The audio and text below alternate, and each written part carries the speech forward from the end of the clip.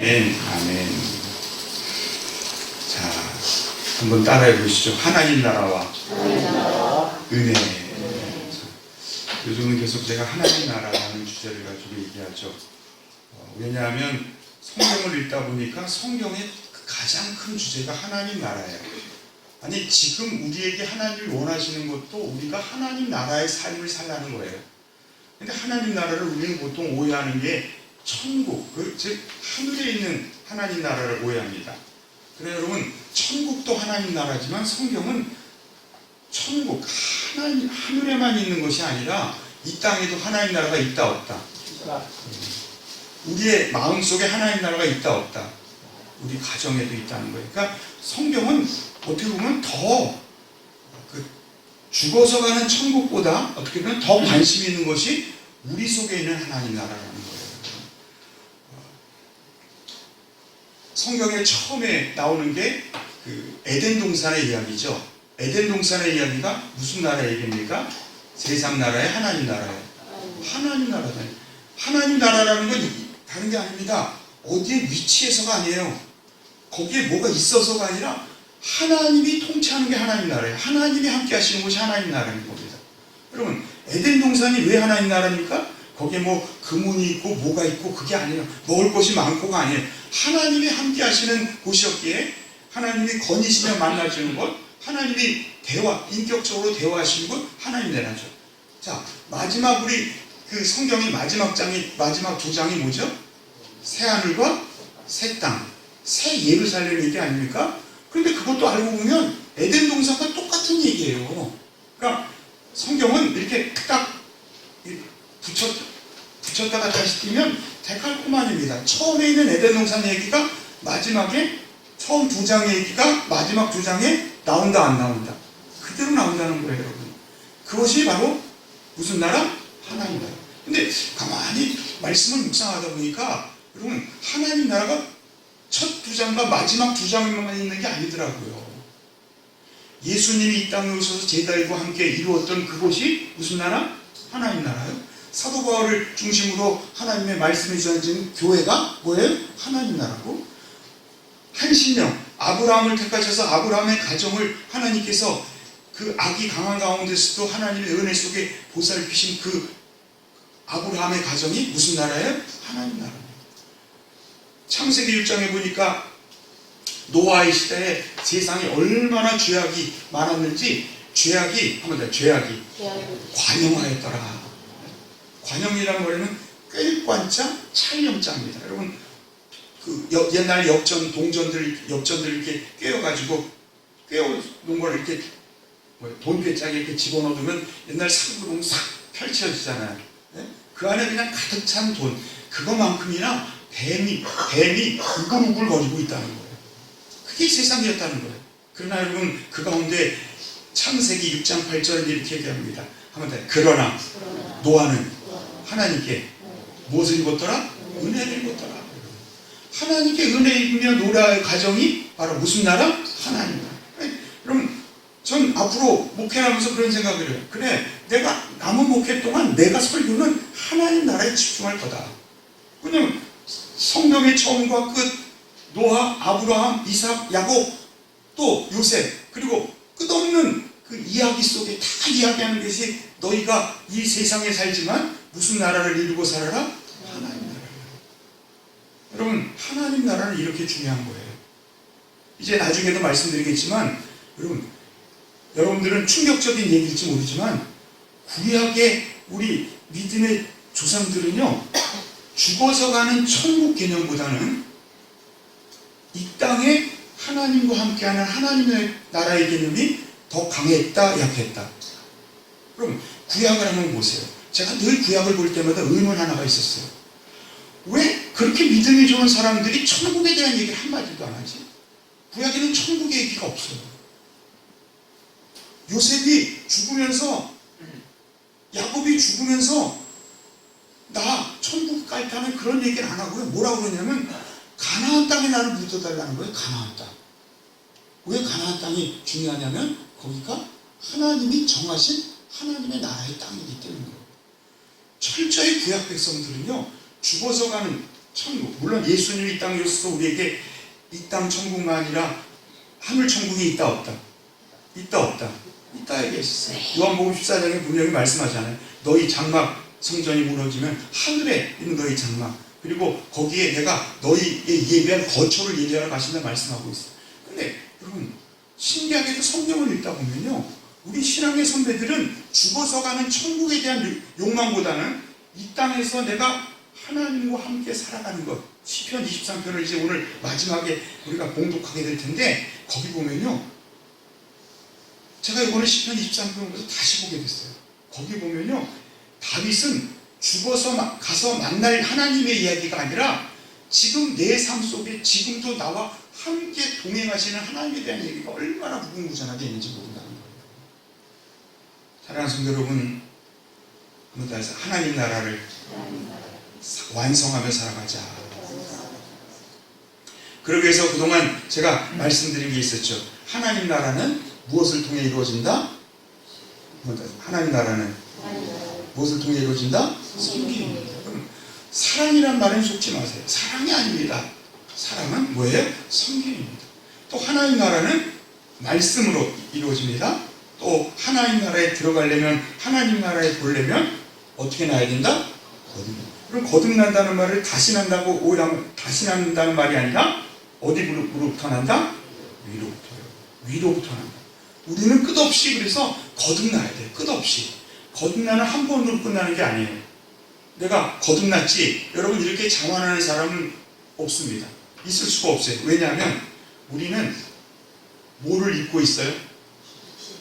육신. 이 육신을 성경은 뭐라고 그러죠? 사르크스라고 그래요. 이 사르크스가 우리를 잡아당기기 때문에 이 육신을 입고 있는 이 상태에서는 절대로 완전히 거듭난 자로 우리는 변화될 수가 없다는 거예요. 다만 우리는 이 사르크스를 입고 있지만 늘 영적인 생각이 앞서는 삶을 살아가는 것, 그것이 바로 거듭남이라는 거예요. 그러면서 제가 말씀드렸죠. 거듭난 자의 특징 중에 하나가 뭐라 하겠습니까? 한번 더. 거듭난 자는 무슨 개념부터 틀리다? 복의 개념부터 틀리다. 저는 복이라고 얘기하지 않고 아예 이걸 여러분들 좀 그냥 외웠으면 좋겠어요. 엘쉐르. 한번 더. 엘쉐르. 여러분, 똑같은 단어를 복이라고 표현하기 때문에 그걸 복이라고 우리가 성경에 얘기하고 있지만, 여러분 정확하게 말하면 다른 단어입니다. 바라크라는 우리의 일반적인 삶의 복, 우리가 생각하는 복이 아니라 에쉬에르라는 복, 신약 성경은 마카리오스라는 복은 정확하게 그 단어가 쓰인 곳마다 여러분 어떤 물질적인 복이나 세상적인 복이 아니라 하나님과 나와의 바른 관계에 있는 복을, 즉 그 마카리오스는 이런 얘기가요. 신들의 행복, 하나님, 신들의 행복을 표현하는 단어로 쓰였던 그 단어가 그대로 쓰이고 있다는 거예요. 우리는 알게 모르게 에쉬에르라는 복보다는 세상의 복을 너무 좋아합니다. 그로 인해서 우리가 얼마나 많은 시행착오를 거치고 있어요. 정말 우리가 에쉬에르의 복을 알지 못하면 소돔과 고모라를 뒤돌아본 롯의 아내처럼 무슨 기둥이 되어버려요? 소금 기둥이 될 수 있다는 거예요. 자, 그러면서 지난주간에 이제 말씀을 묵상하는데, 지난주간에 저에게 갑자기 주님께서 어떤 해답을 하나를 주셨어요. 무슨 해답이냐면, 우리가 지금 이제 출애굽기로 넘어갔지만 요즘 이제 창세기를 가지고 성경 공부를 하는데, 여러분 창세기 보면 요셉이 나오지 않습니까? 자꾸 공공거리니. 요셉이 보면 요셉은 참 신기한 사람이에요. 어떻게 신기한 사람이냐면, 애굽이라는 세상에 호롤단신으로 떨어졌는데도 그곳에서 무슨 나라를 이루었다? 이거 대단한 겁니다. 그 어떤 공동체에서, 어떤 가정에서 이루는 건 이해가 가는데, 요셉은 호롤단신으로 애굽에 떨어졌습니다. 그것도 떨어졌을 때 그냥 떨어졌습니까? 좋게 간 거예요? 아주 마음속에 상처를 입은 것 같습니까? 그런 상처가 없죠. 형들이 자기를 어떻게 하려고 했어요? 죽이려고 했고 나중에 돈으로 팔았습니다. 그 일종의 트라우마입니다. 엄청난 트라우마잖아요. 그런 상태로 내려갔는데 그 요셉이 그곳에서 이야기하는 창세기 39장 이하의 내용을 보면 요셉이 이야기가 나올 때마다 이런 얘기가 꼭 함께 나와요. 누가 함께 하신다? 하나님. 여호와께서 그와 함께 하심으로 그가 범사에 무엇하였더라? 범사에 형통하였더라. 즉 하나님이 함께 하시고 범사에 형통한 이야기가 끝없이 나온다는 얘기예요. 자, 이걸 보면서 제가 정말 호를 다이시고 애굽에 가서 요셉처럼 우리도 여러분 늘 하나님이 우리와 함께 하시고 그렇지 않습니까?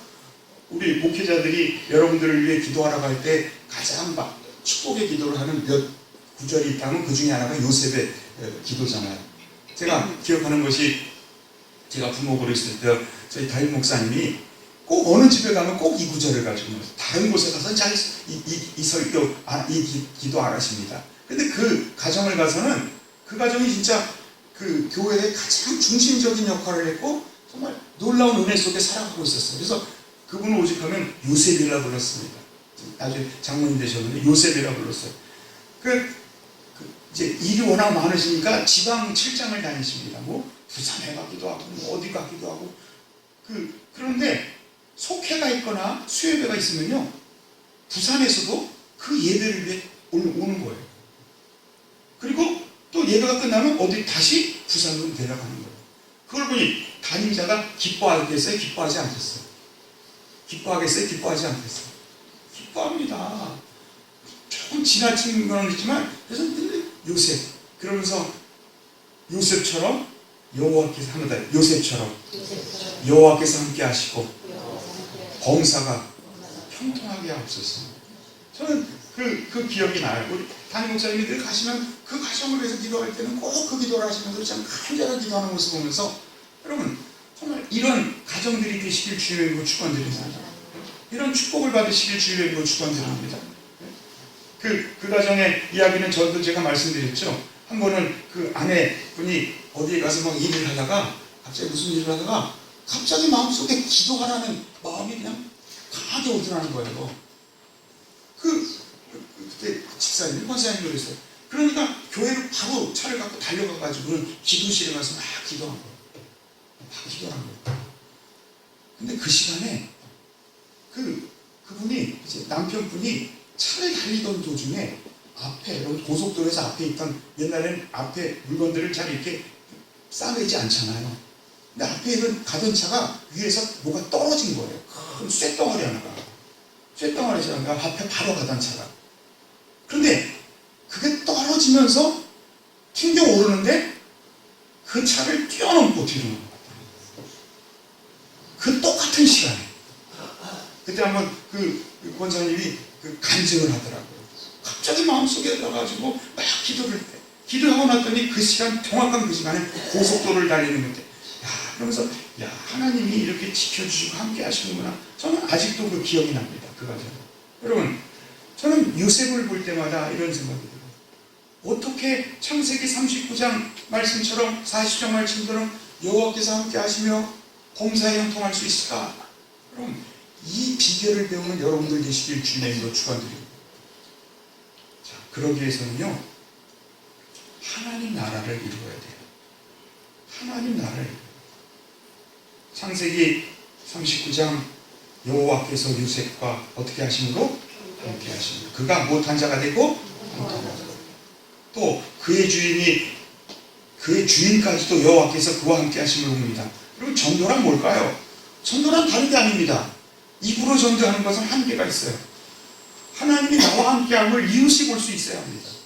그리고 또 여호와께서 그의 어떻게 범사에 형통하심을 보았더라.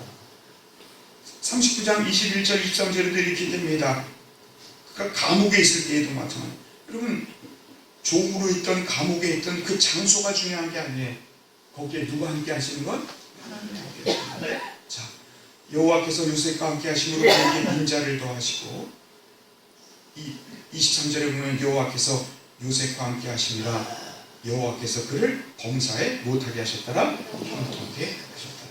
여러분, 저는 이것을 세상 속에 승리하는 그리스도인의 모델이라고 생각해요. 예수님처럼 요셉처럼. 그 비결은 뭘까요? 그 비결을 가지고 고민하고 있을 때 주님이 오늘 말씀을 새벽에 저에게 주셨습니다. 다른 게 아니야. 다른 게 아니야.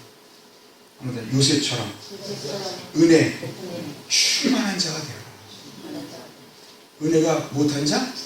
충만한 자가 되어라. 여러분, 충만이라는 의미는 여러 가지, 가득 채운다는 의미도 있지만, 충만에는 그곳으로 다른 것이, 이물질이, 다른 나쁜 것들이 들어갈 수 있는 거예요? 없는 거예요? 없는 상태를 말합니다. 충만이라는 것은요, 다른 것이 들어갈 수 없는 상태를 얘기해요. 그러면 여러분, 요셉이 왜 은혜 충만한가? 그럼 오늘 말씀을 보세요. 오늘 말씀을 보세요. 내가 주어가 아니라 누가 주어예요? 여러분, 굉장히 중요합니다. 내가 주어가 아니라 누가 주어가 되어야 돼요? 하나님. 세상사를, 모든 인생사를 되돌아보는 모든 일을 할 때 내가 주어가 되어서 삶을 살아가는 사람은 은혜의 사람이 아닙니다. 내가 생각하는 걸 가지고, 내 고집을 가지고, 내 계획을 가지고, 내 것을 가지고 살아가는 사람은 그는 은혜의 사람이 아니에요. 나의 것을 내려놓고 누가 주어가 되는 삶? 하나님이 주어가 되는 삶. 자, 오늘 말씀을 보면 내가 주어가 아니라 하나님이 주어라는, 이제 나중에 시편 23편을 보겠지만, 자, 우리 45절부터 우리 함께 읽겠습니다. 당신들이 나를 이곳에 팔았다고 근심하지 마소서, 한탄하지 마소서. 누가? 하나님이 생명을 구원하시려고. 누구를? 나는 하나님의 그저 종일 뿐이에요. 하나님의 계획 안에 나는 움직이는 사람일 뿐입니다. 당신들보다 먼저 보였습니다. 7절에도, 자, 우리 함께 읽겠습니다. 누가? 하나님이 큰 구원으로 당신들의 생명을 보장하고. 잠깐 죄송합니다.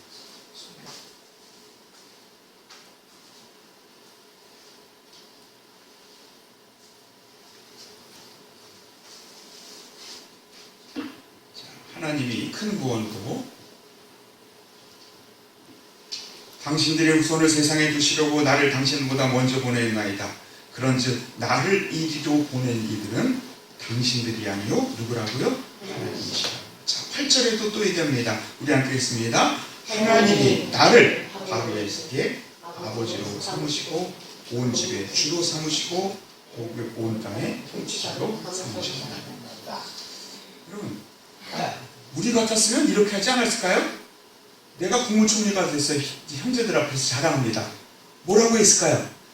내가 그때 어려웠는데 기도했고, 형들이 나한테 이렇게 보냈지만 내가 다 이겨내고, 또 내가 이렇게 감옥에도 갇힐 적이 있었는데 그때 내가 그 사람을 용서해주고, 내가 뭐 이렇게 하고 저렇게도 하고 꿈도 해석해주고. 여러분, 이렇게 해석하지 않았을까요? 그러나 요셉은요, 그 형제들 앞에서마저도 내가 했다는 얘기가 있어요, 없어요? 없어요. 누가 하셨다? 내가 한 것을 잊어버린, 내가 한 것을 잊어버릴 수밖에 없는 거예요. 하나님의 은혜라는 거예요. 여러분, 우리가 말을 들어보면 그 사람이 은혜의 사람인지 아닌지 우리 금방 압니다. 내가라는 말이 주저나오고, 내가 한 것에 대한 이야기가 많이 나오고, 우리가 신앙생활 할 때 그렇잖아요. 내가 뭘 했다는 생각이 아직도 마음속에 자리 잡은 사람은 죄송하지만 은혜 충만한 사람은 결코 될 수가 없어요. 은혜 충만한 사람은 내가 하나님께 드린, 하나님께 했던 모든 것들이 기억된다, 기억되지 않는다. 기억된다, 기억되지 않는다. 기억되지 않는다. 제가 전에 교회에서도 몇 번 했는데, 여러분, 선물을 바칠 때는 저는 개인으로 선물을 바치지 말라고 얘기를 합니다. 이런 재단을 바칠 때는. 물론 다른 교인, 우리 교회 교인이 아닌 분이 바칠 때는 받아요. 그러나 우리 성도들이 선물을 바칠 때는 가능한 선물을 바치지 말라고 얘기합니다. 왜 그런지 아세요? 왜 그럴까요? 선물은 앞에 나와 있죠. 그럼 자기 눈에 보여요, 안 보여요? 보입니다. 그러면 이 선물을 바친 사람이 이 강단을 볼 때 이 선물이 누가 한 거다? 누가 한 거다? 내가 한 거다. 여러분, 무섭습니다. 여러분들은 안 그럴 것 같아요? 여러분들 안 그럴 것 같아요? 하나님을 향해 바라보는 눈이 이것 때문에 막혀버리는 거예요. 저는 지금도 기억하는 몇 분이 있습니다. 그분들이 이제 문제를 가지고 와서 이렇게 얘기할 때마다 자기가 드렸던 선물에 대한 얘기를 하면서 그 당시에 2천만 원이면 지금으로 하면 2억 이상 되는 돈이에요. 엄청난 돈을 받죠. 맞아요. 여러분 2억이든 20억이든 하나님의 은혜 앞에는 하나님의 은혜 앞에는 조족지역이다. 세 발의 피인 거예요. 여러분 이게 은혜입니다. 이게. 여러분 교만은 무엇의 선봉이요? 넘어짐의 앞잡이라 얘기했습니다. 여러분 교만은 천사를 무엇으로 만듭니다? 여러분 천사마저도 사탄으로 만드는데 여러분 하물며 우리 인간 여러분 교만은 사탄으로 만들까요? 안 만들까요? 저는 충분히 만든다고 생각해요. 천사도 사탄을 만드는 판인데 여러분 근데 더 중요한 것은 예수님은 모든 죄를 용서하셨지만 주님이 용서하지 않은 죄가 있어요. 무슨 죄입니까? 교만의 죄. 마태복음 23장은 화이스 진정하며 수많은 칠화에 대한 얘기를 합니다. 그런데 그 7가지 화에 대한 이야기 앞에 그 화를 받을 사람들에 대한 이야기를 이렇게 얘기하고 있어요. 서기관과 바리새인들 그들은 누구의 자리에 앉았다고요? 모세. 요즘 뭐 그런 얘기 우스갯소리로 그런 얘기를 하잖아요. 여러분 천국을 누가 갔더니 예수님이 반경 맞더라는 거 집사님, 권사님들, 장로님들 좀 왔는데 어느 목사님이 천국을 갔더니 그 예수님이 그 보좌에서 일어나지 않고 왔어? 이렇게 선짓만 하더라는 거예요. 왜 그랬을까요? 왜 그랬을까요? 그 자리에 누가 앉으려고 그랬기 때문에 예수님이 농담삼아 야 내가 이 자리에 있으면 네가 여기 앉으려고 그러지. 그게 바로 목회자의 요즘의 모습이다. 그렇게 하면서 요즘 아주 우스갯소리지만 여러분 언중육을 농담 속에 진담이 있다 없다. 있다는 여러분 서기관과 바리새인들이 왜 화이트진저 이 독사의 새끼들아 뱀들아 독사의 새끼들이 지옥의 판결을 피할 수 없는 사람이 됐는지를 여기 얘기하고 있는 거예요. 모세의 자리에 앉으려고 그랬고 그들은 말하는 바를 행하되 그들이 하는 바를 행위는 본받지 말아라. 말만 하고 행하지 않고 무거운 짐은 다른 사람에게 보이려고 5절 그들의 모든 행위는 누구에게 보이고자 하나니? 사람에게 보이지 않으니 곧 경문의 뜰을 넓게 하고 여러분 이것이 바로 화라는 거예요. 이게 교만이요. 이것이 사탄이라는 거예요. 한번 따라해주세요. 공로의 믿음이 아니라 은혜의 믿음이 되어야 합니다. 여러분 우리는 믿음으로 구원받습니다. 아멘? 믿음으로 구원받습니다. 아멘. 그런데 중요한 것은 믿음이란 단어에는 2가지의 믿음이 있다는 거예요. 하나는 무슨 믿음? 공로의 믿음. 또 하나는 무슨 믿음? 여러분 우리 자신을 내가 믿음으로 구원받습니다. 나는 믿음입니다. 내 믿음은 같습니다. 근데 여러분 우리 속에는 알게 모르게 은혜의 믿음보다는 무슨 믿음이 강하다? 정말 중요합니다. 이거 정말 오직하면 사도 바울이 에베소 2장에 보면 구원이란 무엇인가? 구원은 믿음으로 구원받는 거 맞아요. 3절에 보니 2장 3절 본질상 우리는 무슨 자녀였다? 진노의 자녀였습니다. 그러나 국률하신 풍성하신 주님의 사랑 그 큰 사랑으로 인하여 우리가 그리스도와 함께 살아났습니다. 그런데 그 구원을 이렇게 표현하고 있어. 너희는 무엇으로? 은혜. 믿음이란 말이 은혜와 동일어라는 거예요. 동일어. 또 6절, 7절을 계속 내려가면서 8절에 보면 이렇게 얘기합니다. 한번 우리 함께 읽겠습니다. 2장 8절 너희는 그 은혜에 의하여 믿음으로 말미암아 구원을 받았습니다. 저는 은혜라는 단어가 왜 여기 있는지 저는 분명히 압니다. 사도 바울도 목회를 했기 때문에 알아요. 목회하면서 정말 안타까운 게 뭐냐면 여러분 주님을 위해 헌신을 하는 건 정말 좋습니다. 여러분 그 헌신이 공로의 믿음으로 여러분들을 만들지 않도록 여러분 제발 공로의 믿음은 바로 여러분들을 교만한 자로 만드는 것이요 화에 진저하는 뱀들과 독사의 새끼를 만들 수 있음을 기억하시기를 바랍니다. 제가 그러지 않으면 일하지 마십시오. 왜 그런지 아세요? 제가 목회를 하면서 느낀 것인데 너무나 많은 일을 하다 보면 그 일이 나에게 은혜가 되는 것이 아니라 무엇이 되어버려요? 공로가 되어버려요. 공로가 한번 내 마음속에 자리 잡기 시작하면 은혜의 믿음은 사라져버리고 내 마음엔 믿음이지만 그게 뭐예요? 공로예요.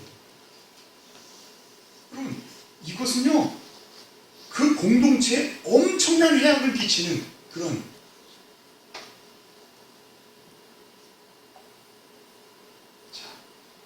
여러분 믿음으로 살아간 선배들의 이야기 그들은 은혜 충만한 신앙들이었습니다. 시편 23편에도 누가 주어가 됩니까?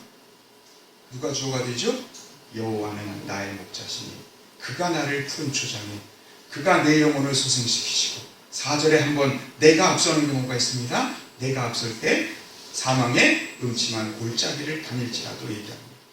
자, 5절에도 누구께서? 주께서 내 원수의 목전에 26절 우리 함께 했습니다.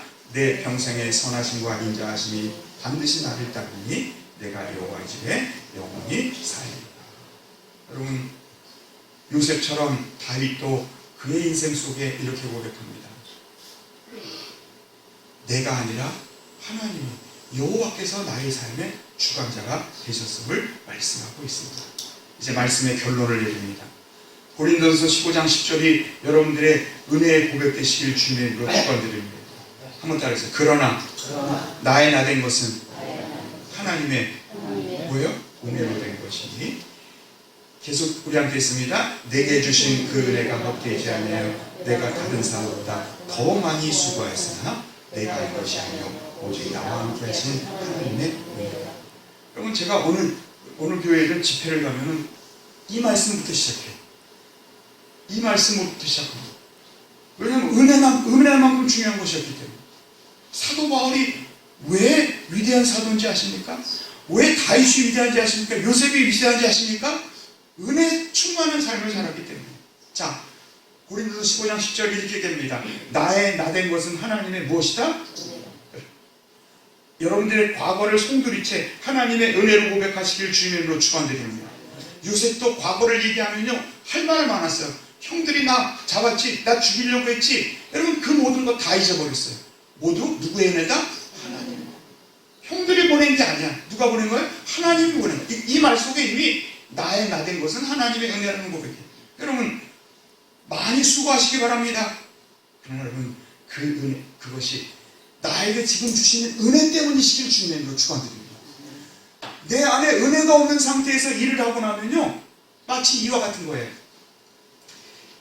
기름이 공급되는 심지에는요 불을 붙여도 그 불은 어떻게 됩니까? 계속 잘 탑니다. 그렇죠? 심지가 타질 않습니다. 그렇죠? 그런데 기름이 은혜가 공급되지 않은 사람의 그 심지에 불을 붙으면 어떻게 될까요? 어떻게 되죠? 우리 관사한 장로님 옛날에 그런 적 없어요? 집에서 아버지가 불을 좀 붙이라고 해서 석유골 넣은 적 없었나 그때는? 있었어요? 석유골을 딱 붙이고 났더니 심지가 타는 거예요. 아버지한테 제가 아주 혼났죠. 야, 기름도 확인하지 않고 심지 붙이냐? 네? 여러분, 기본 아닙니까? 은혜의 기름이 준비되지 않은 상태에서 일하면요, 정말 죄송합니다. 탈진합니다. 남 원망합니다. 하나님 원망합니다. 제발 그럼 하지 마세요. 일하지 마세요. 여러분들이 안 해도 얼마든지 일할 사람 있어요, 없어요? 천군 천사를 통해서도 일하십니다, 여러분. 오해하지 마세요.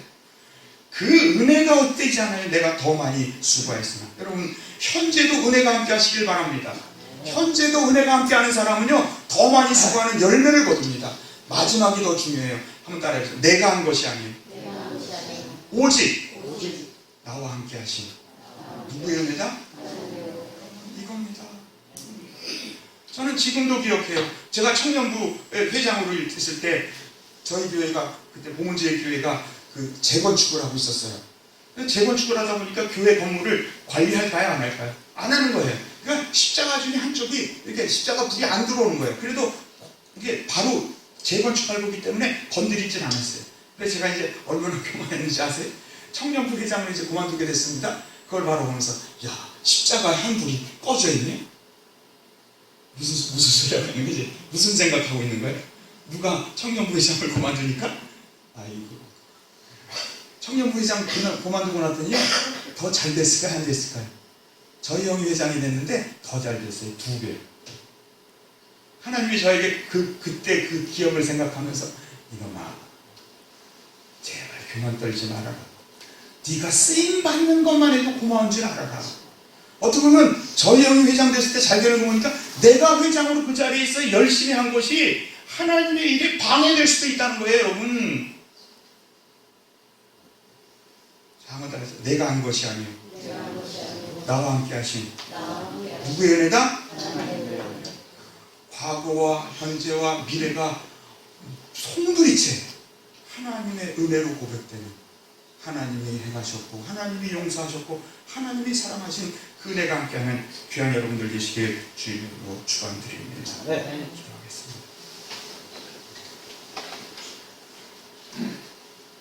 사랑하는 주님 감사합니다. 오늘도 하나님 나라와 은혜를 가지고 우리 요셉의 삶을 통해서 또 다윗의 시편 23편을 통해 또 사도 바울의 고백을 통해 깨닫게 하시니 감사합니다. 우리가 종종 믿음으로 살아가면서 자꾸 그 믿음에 공무가 끼어들어서 은혜 충만한 믿음이 아니라 공무가 끼어있는 교만한 믿음 속에 빠질 때가 얼마나 많은지 모릅니다. 주님 용서하여 주시옵소서. 내가 주님을 위해 더 많이 수고하고 헌신할 수 있는 것은 주님 내가 잘났기 때문이 아니라 나같이 부족한 것을 주님도 지금도 사용하고 계심을 믿습니다. 또한 내가 아무리 헌신하고 열심을 낸다 해도 어떻게 보면 더 좋은 사람이 와서 더 큰 일을 할 수 있는 것을 내가 아버지 방해하고 있는 건지도 모릅니다. 주님 은혜 위에 은혜가 더하는 요셉과 같은 아버지 다윗과 같은 사도 바울과 같은 우리가 될 수 있도록 인도하여 주시옵소서. 그래서 은혜가 내 심령 속에 아주 충만함을 통해서 하나님 나라를 내 심령 속에 이루어가는, 그래서 요셉처럼 하나님이 함께 하심을 통해 범사의 형통함을 이루는 아름다운 우리의 삶이 될 수 있도록 역사하여 주시옵소서. 이 모든 말씀 주 예수 그리스도 받들어 간절히 기도드리옵나이다. 찬송 302장입니다.